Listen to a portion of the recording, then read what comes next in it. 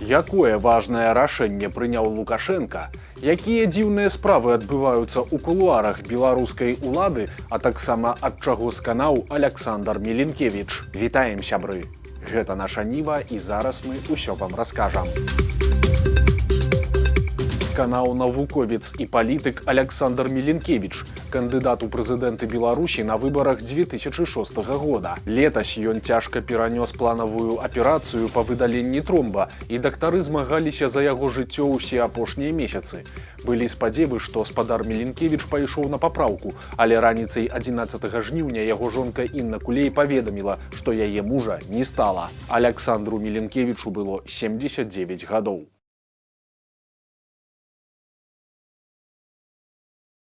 Вальфович супраць сям'і Церцеляў, Лукашенко супраць прэм'ера Турчына і важнае рашэнне, якое закране многіх беларусаў. Сёння ў Лукашэнкі прайшла вялікая нарада на 3 абсалютна розныя тэмы.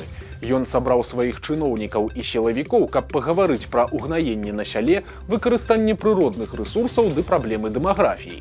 Лукашенко прылюдна панаракаў, што беларусы нараджаюць усё пазней і ўсё менш, але ў выніку было прынятае важнае рашэнне. Цяпер памер фінансавай дапамогі на дзяцей да 3 гадоў зробяць розным для ўсіх беларускіх сем'яў, і выплаты будуць залежаць ад рэальных даходаў атрымальніка. Прасцей кажучы, хто зарабляў больш, таму і памер выплат будзе большым. Пры гэтым мінімальная планка не будзе ніжэйшай за дзеючы памер дапамогі, а максімальны памер будзе абмежаваны ўзроўнем сярэдняй зарплаты ў краіне. Але ж калі такія нормы запрацуюць, пакуль не агучылі. Таксама вельмі цікавы момант нечакана здарыўся падчас абмеркавання іншай прапановы чыноўнікаў. Лукашэнку параілі аб'яднаць у адно ведамства Мінпрыроды і Дзяржінспекцыю аховы жывёльнага і расліннага свету. Прычым тую Дзяржінспекцыю цяпер узначальвае Юрый Церцель, родны малодшы брат старшыні КДБ. І да яго працы ў Лукашэнкі знайшліся заўвагі. Ну вот, по-моему, мое впечатление, кроме браконьерства, система Церцеля так ничем, брата Церцеля, ничем и не занимается. А это охрана нашей природы в том числе.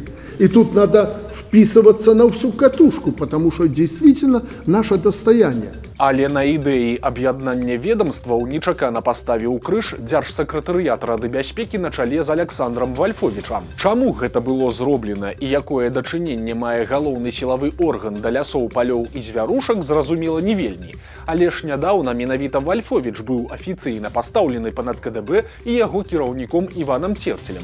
І магчыма, што цяперашняя пазіцыя кіраўніка Рады бяспекі па Мінпрыроды таксама звязаная не столькі з ведамствамі, колькі з адным канкрэтным чыноўнікам і з адным канкрэтным прозвішчам. Але падкрэслім, што гэта толькі версія, і ніякіх рэальных прыкмет недаверу Церцелю ці Церцелям з боку Вальфовича пакуль што не было. Таксама варта звярнуць увагу на рассадку прысутных на гэтай нарадзе, бо даўно ўжо вядома, што месцы чыноўнікаў і іх блізкасць да цела ў сістэме Лукашэнкі маюць важнае значэнне і адлюстроўваюць іерархію, якая час ад часу можа мяняцца. Дык вось, цяпер нават на нарадзе ніяк не звязанай з сілавымі пытаннямі бліжэй за ўсіх да Лукашэнкі сядзелі людзі ў пагонах.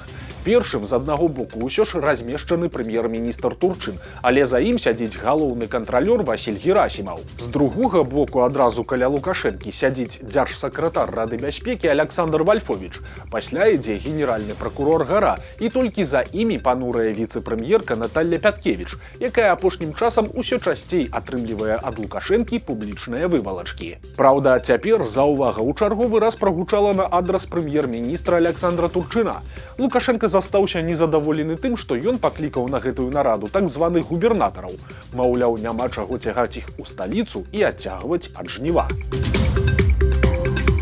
Дарэчы, пра жніво. Проста цяпер у войсках беларускага спецназу па загадзе Лукашэнкі ствараюць ажно цэлае падраздзяленне з няўдалых аграрыяў і парушальнікаў дысцыпліны. Афіцыйна беларускае міністэрства абароны аформіла гэтую працэдуру як збор з прызывам ваеннаабавязаных для праверкі баявой і мабілізацыйнай гатоўнасці ваенкаматаў. Ваеннаабавязаныя прайшлі пункт прыёму, а тыя, хто раней не служыў і ведаў пра войска толькі з фільмаў, ужо прынялі ваенную прысягу. З прызваных фарміруюць асобны стралковы батальён.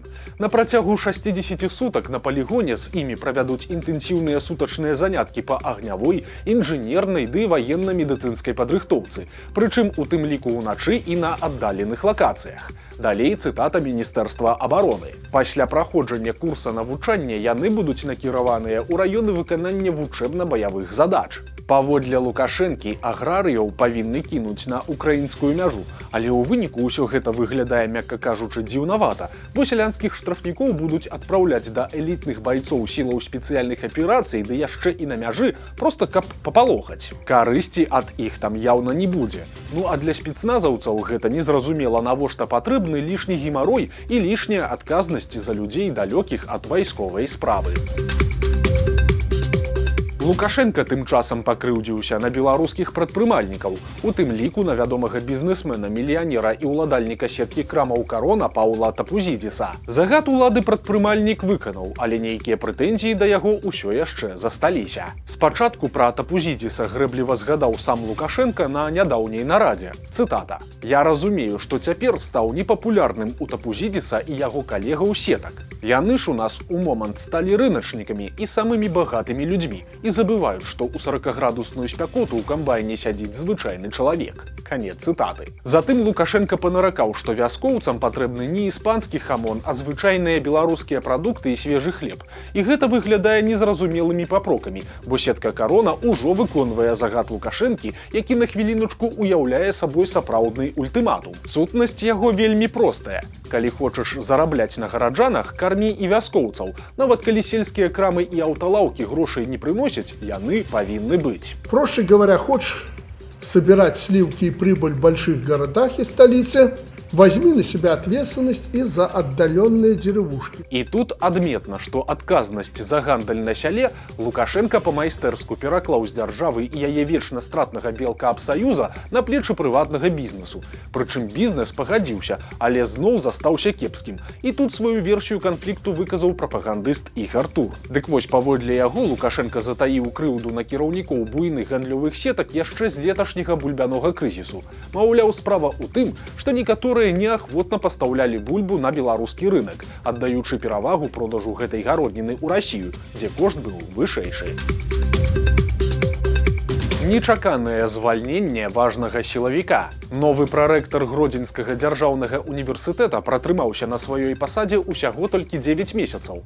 Як стала вядома нашай Ніве, Ігар Цецянькоў з 10 жніўня больш не працуе ў гэтай вышэйшай навучальнай установе. На пасадзе прарэктара па бяспецы і кадрах ён пратрымаўся менш за год, і звальненне стала для яго нечаканасцю. Прычым пасада прарэктара па бяспецы – гэта новаўвядзенне лукашэнкаўцаў, якое прыдумалі толькі пасля 20-го года. І цяпер сілавікі, дзейныя ці былыя, якія не маюць ніякага дачынення да адукацыі ці навукі, атрымліваюць месца ў кіраўніцтве універсітэтаў, каб кантраляваць кадры і студэнтаў. Гэтаксама працу атрымаў і Цецянькоў, які не мае ніводнай навуковай працы, што дзіўна для пасады прарэктара. Ну а да таго ён увогуле адказваў за вайскова-патрыятычнае выхаванне навучэнцаў гуманітарнага каледжа пры універсітэце. Знайшліся унікальныя кадры, якія падрабязна паказваюць будаўніцтва старога моста ў Гродні, якое адбывалася больш за 100 гадоў таму. Да пачатку 20-го стагоддзя эканамічнае жыццё Гродна літаральна захлыналася з-за адсутнасці нармальнай пераправы праз Нёман. Чыгуначны мост працаваў выключна для цягнікоў, а звычайным гараджанам заставаліся толькі паромныя лодкі ды сезонны плашкоўтны мост, які даводзілася разбіраць на зіму і падчас вясновых паводак. У 1906 годзе нарэшце пачалася грандыёзная будоўля, дэталі якой сёння мы можам убачыць. Так, напрыклад, на гэтым здымку мы бачым пачатак раскопак для катлавана. А вось тут ужо знята, як ідзе бетанаванне катлавана левага берага. На пярэднім плане бачная высокая драўляная канструкцыя капра для забівання шпунтовай агароджы, а на заднім заўважны часовы мост для рабочых. Вось так выглядала брыгада рабочых, занятая падрыхтоўкай будаўнічага раствора. Вось так брыгада муляроў. А на гэтым фота стаяць рабочыя, занятыя зямельнымі працамі. Ну а вось тут мы бачым, як ідзе мураванне ледарэза левай апоры моста. А вось на гэтым фотаздымку паказаны апараты для спуску ў так званыя кесоны. Справа ў тым, што галоўнай інжынернай праблемай была хуткая плынь Нёмана і яго нетрывалае дно. І каб паставіць апоры надзейна, рабочым даводзілася апускацца ў грунт на глыбіню больш за 10 метраў з дапамогай гэтых самых кесонаў. Зразумець усё гэта дапаможа вось гэтая схема. Металічныя шлюзавыя апараты, якія нагадваюць масіўныя полыя цыліндры з люкамі, усталёўваліся панад кесонамі і працавалі як герметычныя тамбуры. Каб рака не затапіла працоўную камеру на дне, туды магутнымі кампрэсарамі мусілі бесперапынна нагнятаць паветра. Рабочы заходзіў у шлюз, чакаў, пакуль ціск выраўняецца з ціскам у кесоне і толькі потым спускаўся ўніз. Пры гэтым такая праца была вельмі цяжкай і небяспечнай, бо рабочыя, якія капалі дно, знаходзіліся ў пякельных умовах. Пры 100% вільготнасці, спёцы і пад пастаяннай пагрозай атрымаць параліч ад кесоннай хваробы пры занадта хуткім уздыме на паверхню. Ну а зрабіў гэтыя фотаздымкі Валер'ян Ляхніцкі, які на той момант быў студэнтам прэстыжнага Пецярбургскага інстытута інжынераў шляхоўзносін і прыехаў на бераг Нёмана для праходжання студэнцкай практыкі. Ну а пасля Ляхніцкі зрабіў бліскучую кар'еру. Скончыўшы інстытут з найвышэйшымі адзнакамі, ён паспеў пастажыравацца нават на будаўніцтве Панамскага канала. Менавіта яго праца вызначыла месца для ўзвядзення Мурманскага порта, што дало пачатак самому гораду Мурманску. Таксама ён праектаваў парты ад Ленінграда да Сахаліна і пакінуў пасля сябе больш за 200 навуковых прац. Беларусы зніклі падчас узыходжання на пік Курумды ў Кыргызстане. Некалькі дзён таму група альпіністаў перастала выходзіць на сувязь, і да іх накіраваліся ратавальнікі. Цяпер яны знайшлі толькі пусты намёт, а месцазнаходжанне саміх турыстаў, 2 беларусаў і 1 літоўца, застаецца загадкай. Ужо вядомыя асобы зніклых. Гэта грамадзянін Літвы Сергей Рубцоў і беларусы Максім Палянскі і Мікалай Свірыдаў. Жывыя яны ці не, пакуль ніхто не ведае. Цяпер пошукавая аперацыя працягваецца. У ёй прымаюць удзел ратавальнікі са спецтэхнікай, супрацоўнікі памежнай службы і нават 2 гідаў-добраахвотнікаў са Швейцарыі. Але для ратавальнай аперацыі з прыцягненнем верталёта і прафесійных высакагорных альпіністаў неабходныя вялікія грошы ад $100 000. І цяпер сваякі і сябры зніклых адкрылі збор сродкаў для аплаты тэхнікі і спецгрупы і спадзяюцца на лепшае. Ні возера Нарач і ні санаторыі Радон. Мы пацікавіліся, дзе і як адпачываюць вядомыя прыхільнікі Лукашэнкі. Так, напрыклад, прапагандыстка Ксенія Лебедзева са сваім 3-м мужам злятала ў Таіланд на востраў Самуй. Прыдворны кампазітар Яўген Алейнік са сваёй жонкай-спявачкай Аўрай і дзецьмі паехаў у Баку, дзе ўся сям'я спынілася ў 4-зоркавым гатэлі. Спявачка і колішняя дэпутатка Ірына Дарафеева паляцела адпачываць у Грэцыю. Яна пачала з вострава Корфу, але той падаўся артыстцы надта шумным, таму яна вырашыла працягнуць водпуск на мацерыковай частцы краіны, але ад Іанічнага мора спявачка засталася ў захапленні. Маладая спявачка Ганна Трубяцкая апошнім часам актыўна працавала на 2 краіны. У Беларусі яна была частай удзельніцай лукашэнкаўскіх мерапрыемстваў, а ў Расіі з энтузіязмам спявала на Z-канцэртах. Але адпачываць артыстка паляцела ў натаўскую Турцыю. Дар'я Рачко, самая маладая зорка беларускай прапаганды, якая нядаўна ўзялася за праект «У панядзелак дойдзе да Лукашэнкі», у канцы лютага тусіла ў Дубаі, а для летняга адпачынку выбрала В'етнам. Вось такія навіны аўторка. Подписывайтеся на канал, ставьте лайки альбо дизлайки и выказывайте заўвагі ў каментарах. И, конечно, читайте нашу Ніву, глядите нашу Ніву и любите Беларусь. До сустрэчы заўтра.